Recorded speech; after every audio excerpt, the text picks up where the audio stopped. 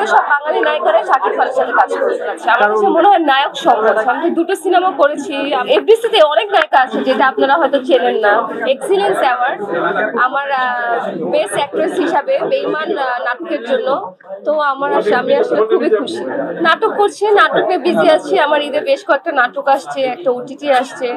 তো ঈদের লাস্ট কাজটা যে শুটিংটা শেষ করে আসলাম, এটা আমার ঈদের লাস্ট কাজ। এটা আসলে শিশির ভাইয়ের নতুন কাজ না, কাজটা মোটামুটি আগেই করা, খুব রিসেন্টলি রিলিজ হয়েছে।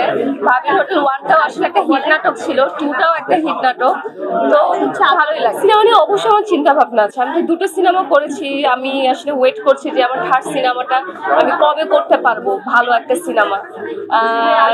ওয়েট করছি একটা ভালো স্ক্রিপ্ট পেলেই আমি করে ফেলবো।